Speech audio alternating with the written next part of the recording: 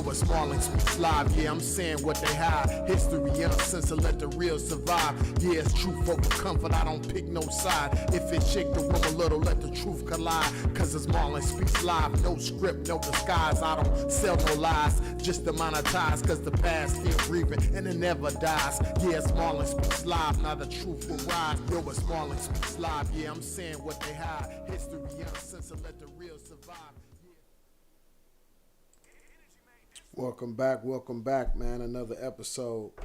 I was just live a minute ago and my mic was off the whole time, man. Dang. I was going in too. So, yeah, I thought I was going to be over after that last one, but I was just watching a clip. I think it was Filthy Rich, and he was on Say Cheese, and Sean Cotton asked him, what did he think about the streets being dead? And he started talking. Filthy Rich, if y'all not familiar with him, he from the Bay Area, Oakland, and he gave his perspective on how he thought, it's just different or whatever from his era to this era. So I said, you know what? I want to chime in on this because this is something that I've been seeing a lot of with 21 Savage. Initially putting this out there, the streets are dead or whatever. And I wanted to give my, perspective on this because if y'all been watching my channel, then y'all know that I'm not a street dude. I've never been a street dude. I can't speak on street stuff.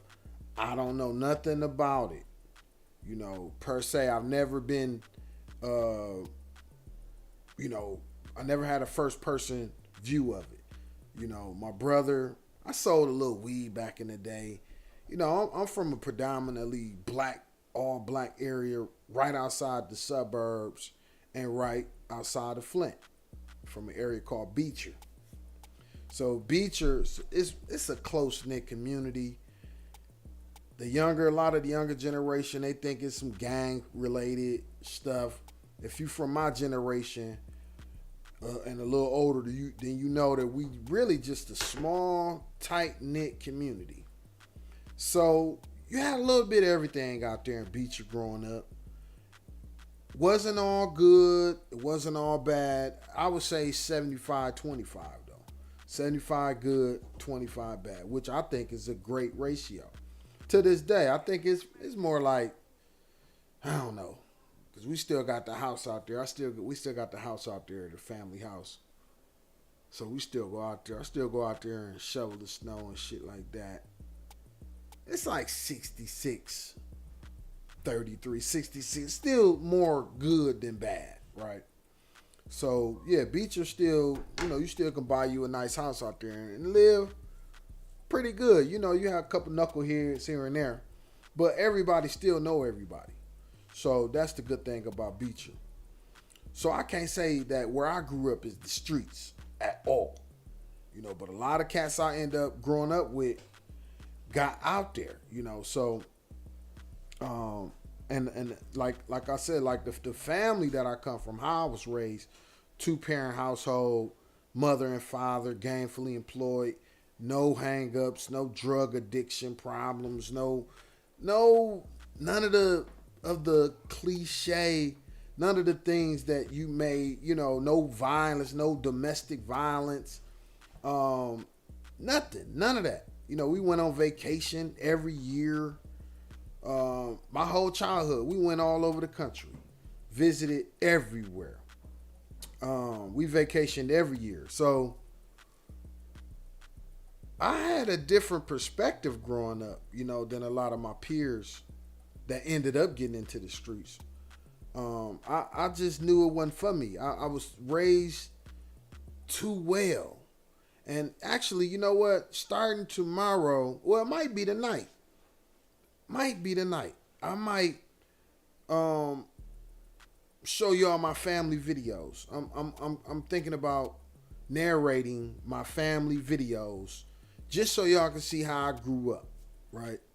So y'all can see my parents, so y'all can see my brothers, when we were kids. My cousins, my aunts, uncles, grandparents, a lot of them not here no more, you know what I'm saying? So I still look at them videos to, constantly, and I, sharing with my kids, my older kids and my youngest and my grandbaby, so these videos is here for us to watch and remind us of who we are, right?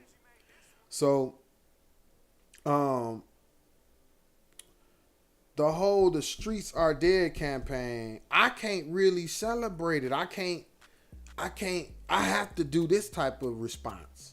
The streets, like, they never existed to me. Never existed. Even for the ones I know that's out there in the streets. Because my understanding of the streets is that they make the rules up as they go. So a lot of the moral, the quote unquote moral code and ethics that they thought they would subscribe to, it changed. It's like the law, in this country. If you believe in the law, man, them laws will change. Don't be believing in no damn law, but you subscribe to it. But yeah, if you in the streets, I guess you have to subscribe to whatever code is out there at the time for survival, right?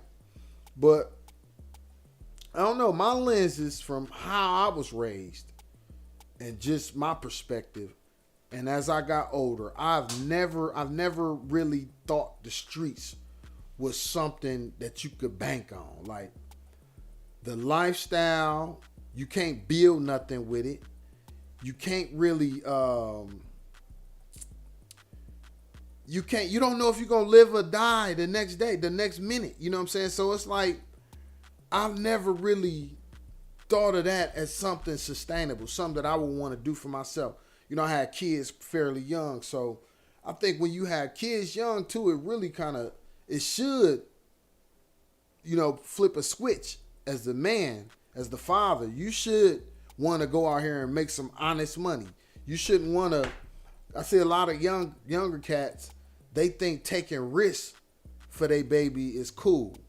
Why would you want to risk anything for your baby? Like your life. Why would you want to risk your life, your freedom? No, it's time to play it safe. No, who you love, no, man, like that's not no good thing to do, taking no risk. When you got loved ones, you got somebody depending on you.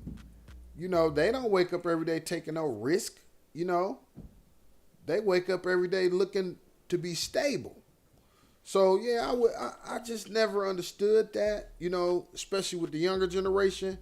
But I mean, I guess it's safe to say that the streets has been gradually getting to the point where it's at now. It shouldn't have took 21 Savage to get nobody to debate this, but I guess the only reason that it's getting the traction is because it's him. But from my understanding, he's not even from here, right? He's not from America. So I don't even see how he getting Americans to react like this.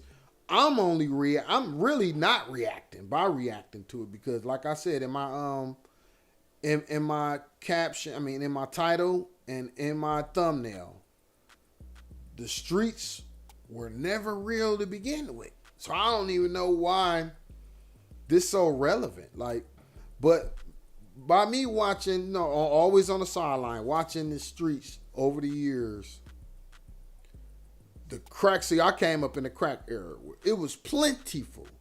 But when I look at these neighborhoods these crack dealers used to live in, they are decimated. And it's not all their fault. You know what I mean? Like, we had a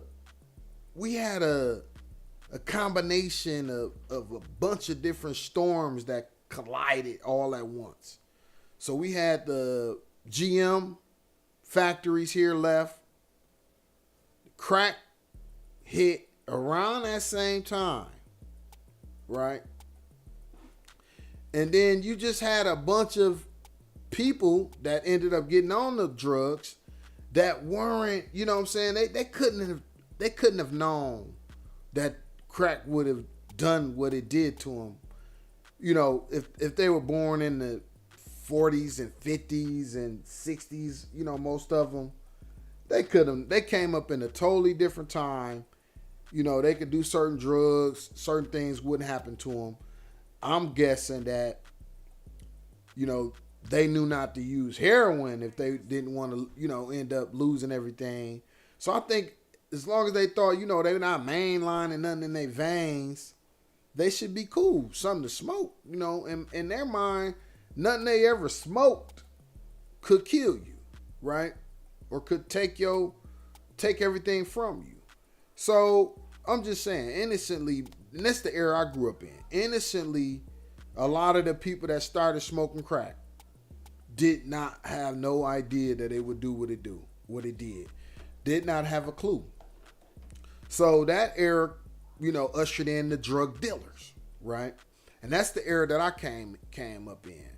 But see, I don't know. I just was conscious enough to be thinking, and the kind of music I listened to back then, you know, Public Enemy. I think a lot of the music I listened to that I chose, Tribe Called Quest, Poor Righteous Teachers, you know, of course, Run DMC and stuff like that.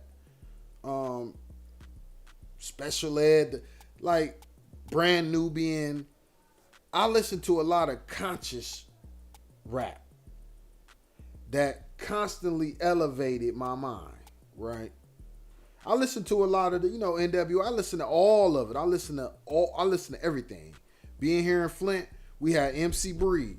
I did a show with MC Breed before. That was my big homie, right? Dope. Like, we had it all, you know, as far as music go. But I'm gonna say, like, I was developing at a time where conscious rap was hitting, very popular. That developmental, for me, it just kept me, along with my great parents that I had, along with my great neighborhood that I lived in, you know. So I had a lot of different variables that shielded me from the streets, you know. So I'm not finna sit up here and act like I'm better. You know what I'm saying? I'm not better. I'm not no better. Actually, it could have went either way. And actually, a lot of my friends that grew up with the same set of circumstances chose the streets. You know, we was listening to the same thing. We've seen the same shit. If something happened, you know what I'm saying, to where they wanted to go that way, right? And they subscribed to the streets, you know, even though they wasn't raised like that. So I just always knew that I would be in the way if I got out there. And so, but being on the outside of it, looking at the streets like, man, like, this shit is not cool. You know, a lot of my homies getting killed. You know, the gang culture. I remember I grew up, you know, in the 90s. We had a gang culture here. Folks up and folks down. I'm from Beecher. We was folks down out there. That was the red side. The red, you know. We wore red. Our school colors is red. So if y'all ever see me wearing red, that's because I'm from Beecher and those are our school colors. I was not a part of the gang. But a lot of my friends were. And they subscribed to that. Like, they were heavy in it. A lot of my partners doing prison time right now. A lot of my partners did prison time and got out, you know, and changed their lives all the way around. Yeah, and I'm one of them guys, you know, I'm a phone call away for any of my guys. I never turned my back, ain't burnt no bridge. I'm like right in between. I could deal with the streets and I could deal with my doctor friends, my lawyer friends who graduated, who come from my neighborhood. You know, the successful business people, the club owners, the real estate magnates, the people who are doing excellent on either side, and or the ones on drugs strung out, you know, to this day. I'm one of them type of guys that I could talk to all of them and I can kind of bring them together too. So I don't judge nobody, you know what I'm saying? So, you know, the point of it is, man, I just never seen the streets as being alive in the first place to say that they are dead. Never. I never seen the streets as being alive. in the first place to say that they did. So, you know, that's my thing, man. And I just thought of that 21. He from England. He from England. And so y'all know where we on right now. We gotta let it be known, you know, when people not from, you know, they not from over here, even if they was raised over here, a lot of them, they just gotta, it ain't in their soul, their spirit.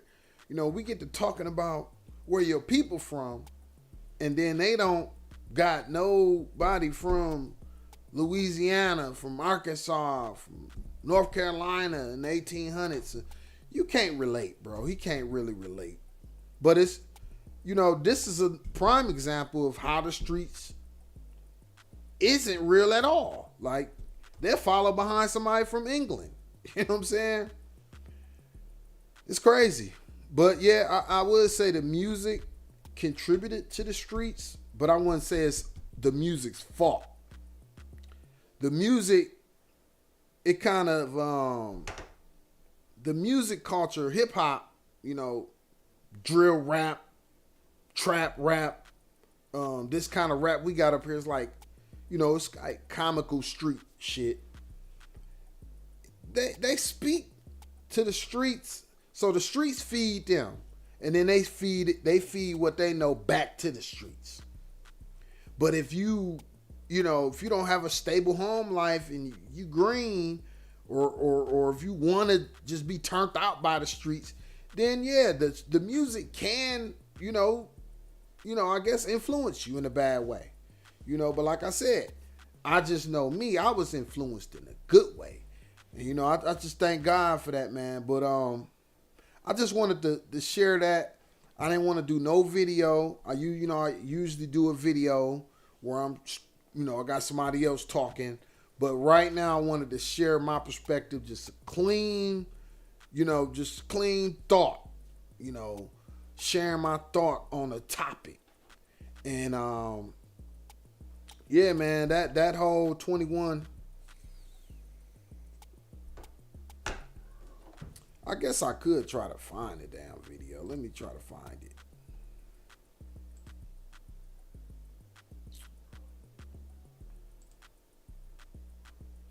I'm gonna try to find this video.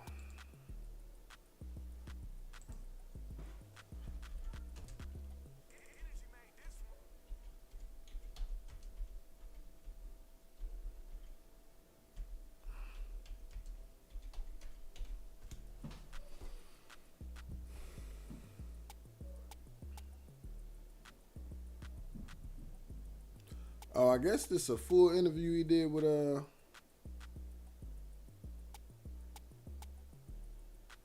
Banks, and I guess he got an album. Okay, it's an album, new album he just dropped. Okay, this is gonna be the best way to do it.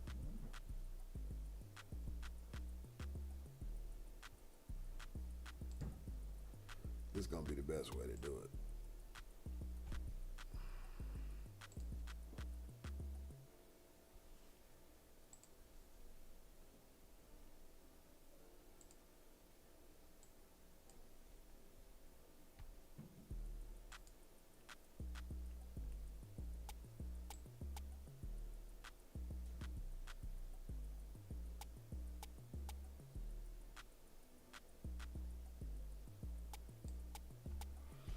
Yeah.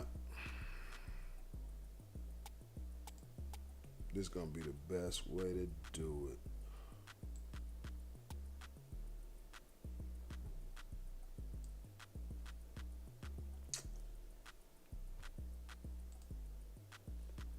Let me put my headphones on. Kind of want to hear what he's saying, cause I ain't watch it. I don't, like I said, I'm not no street dude. So I don't feel like I need to watch it, you know, because it don't apply to me.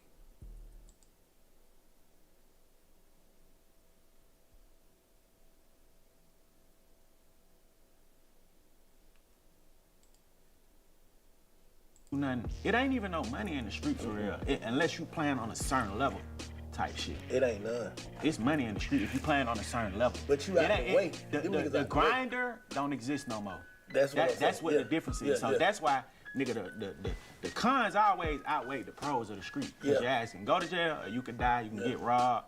But it was worth it because you can get some real money. You can grind up. Right, you can get some money. Yeah. Now, your ass can't go buy nothing and come up off no block, nowhere. It's probably 2 hoods in Atlanta that you can just really block serve for real. Turn something to nothing. You get what I'm saying? And grind for real. But you can't, as a young nigga, you can't grind no more. These young niggas, it's really like an oxymoron. Is that what it's called? Oxymoron? What, some shit just don't make sense? Goddamn, nigga, you signing up for some shit to only die or go to jail. Back in the day, you was signing up to shit. Get some money, might die, might go to jail. Now you only signing up to die or go to jail. Back in the day, you gonna get some money before you do one or the other. Right. Before you die or go to jail, 9 times out of 10, you gonna get some money. Yeah. It's like, but the cons still outweigh the pros back then too. That's what I'm saying. Now I'm saying it ain't no pros. It's nothing but cons. Back then it was like, all right, it's some pros to this shit, but the cons is kind of higher though. Cause if they catch your ass, they gonna do it to you. But goddamn now, nigga, there's no pros at all. Nigga, you're literally getting in the street to die or go to jail. It was a... Okay. Yeah. That was dope. All right. Yeah, that's perspective. Yep. And that's kind of like what I was saying about, that's kind of like what I was saying about, you know, how it was money back in my era, the crack era.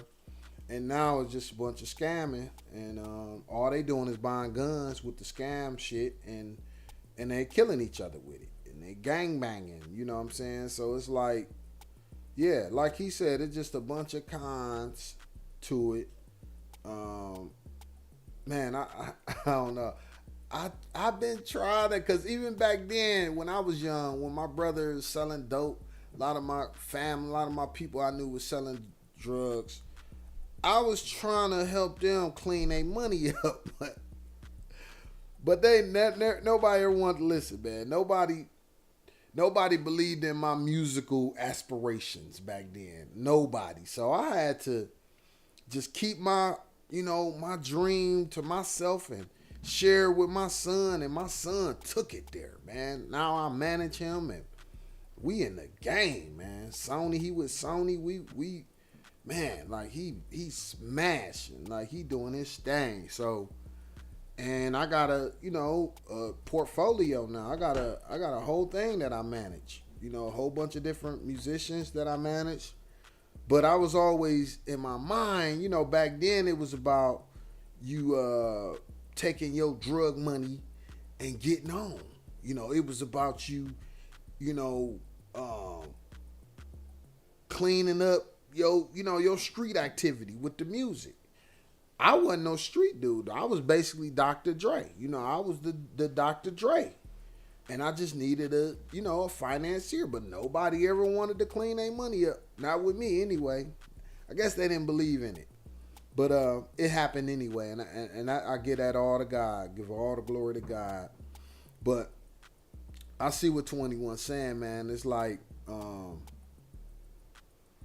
I guess from his lenses, from the time that he was in the street, and Big Bank, I love his content. I love everything he do too. They talk firsthand from the streets, and I get it. I get it. They speaking on in a way like they was there. They seen it.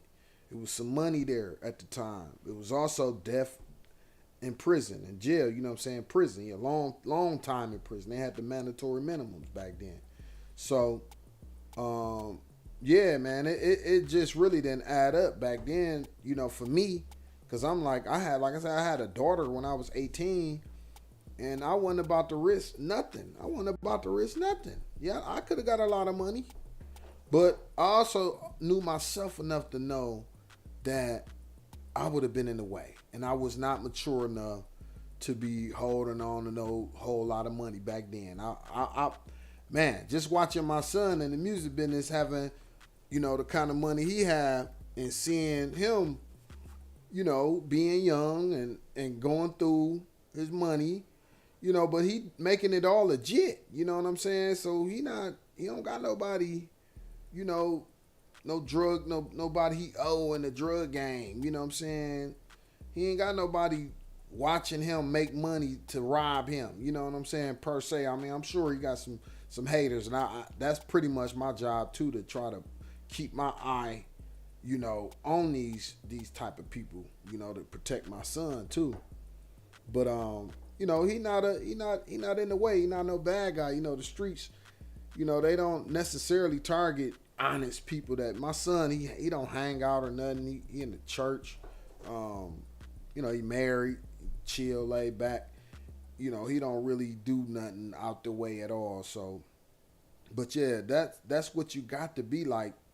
You know, in general, you got to, you know, be able to, you know, protect your loved ones by not being out there doing nothing you know you ain't got no business doing. That's just in general. You know, I don't care how you was raised. You know, we all know, got some type of understanding on what was good and what's bad, what's right and wrong. And we got to protect it. We got to work every day, get up every day, pray, and protect that good life that you want to live, man. But yeah, 21, that was some deep. And I like 21. Not what I was saying earlier. I'm speaking that these are two totally different arguments. You know, when I'm saying he not from America, I always like when he talked though. You know, that's a little young man. I know. Actually, I got some ties to him. You know what I'm saying? One of his main engineers is my little dude. Yeah. He from Flint. It's my little dude, man. One of his engineers. So and producers. He a producer for him too. Engineer and producer. Yeah, but it seemed like he got a good head on his shoulders. You know what I'm saying? So hats off to 21 for putting this trend out there. You know, hopefully by him saying this and people joining in, and I see a lot of people chiming in on it. You know, y'all, we could save some lives finally, man. And this is an example of these young rappers realizing how powerful their voice is. Whether they intended to do this or not, this is an example of them using a voice for good. You know, and we really at this, now the next phase I'm going to say after this is we going to eventually have to have a bird's eye view of what's going on in this country. We got to come out of our little hoods and our little city, our little section way of thinking and realize, man, we are connected all over the world. And we got to start having a bird's eye view and start changing things from all over, from a global standpoint.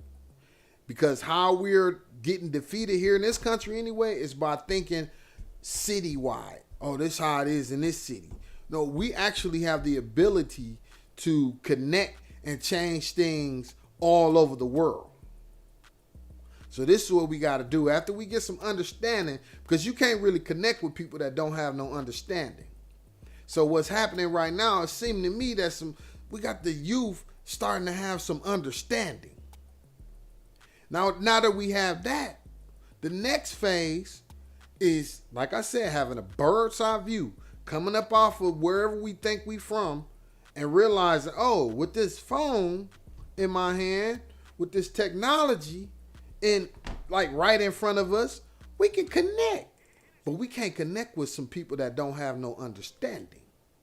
So that's good that these, you know, I always looked at rappers as the mouthpiece, man. The mouthpiece. You know, back in my era, the mouthpiece was conscious, right? Even the gangster rappers, a lot of people didn't know Ice Cube was intelligent. Dre was good boy. All them was good. They was good young men. They just, you know, saw a lane and hogged that lane up. But they wasn't no bad guys. Yeah, the early gangster rappers wasn't no bad guys either. They was all good. A lot of them come from good homes. You know, some of them, you know, was with the shit, but wasn't too many. Majority of my generation was, even if they chose the streets, they had some semblance of understanding, right? So, you know, getting fast forward, you know, 20, 30, you know, 30 something plus years later, we got a whole generation that don't have no understanding, right? So it seemed, but the rapper still is as powerful or more powerful than they ever been. They voices anyway. But so for them to share, so for 21 to share some kind of understanding, that got a lot of other rappers speaking about this. This why I say a great step forward. And moving into this new year, we coming up on in the next 48 minutes. Let's all set a New Year's resolution to connect with the like-minded. And it seems to me we're gonna have a whole bunch of new like-minded people coming into our culture here in this country, in America, where we can have a bird's eye view and start to look at our real surroundings, which is this whole goddamn country. It ain't, they keep us divided by thinking, oh, this how it is in Flint, or this how it is in Detroit, or this how it is in Columbus, or this how it is in Chicago, this how it is in St. Louis, or that's how it is in Miami, and that's how it is in Oakland, that's how it is in New York, in the Bronx. They even divide from borough to borough in New York. That's crazy. We have to have a broad perspective now, man. We literally, I talk to Russians and people in Europe on a daily basis. I communicate with people all over the world. Why are we still thinking about our hoods here in this goddamn country? Our city and our hood, man. We got a whole global thing going on. And here in this country, we got people that's connected coast to coast that know that we don't connect and are taking advantage of us. We got to share the good in each one of our cities and have like-minded people with understanding. And that's the only way it's going to work. But yeah, man, I thank y'all, the few people that chimed in. Have a great, happy New Year. And look, share your New Year's resolutions with me. I'm going to share mine with y'all in the comments. And I want y'all, look, if y'all like-minded, got some understanding, or want to get there, man, look, change. Today is the day. Yeah, today is the day. Brand new year. Put your best foot forward going into 2026, baby. I know I am. All right, I love y'all. I'm out. One.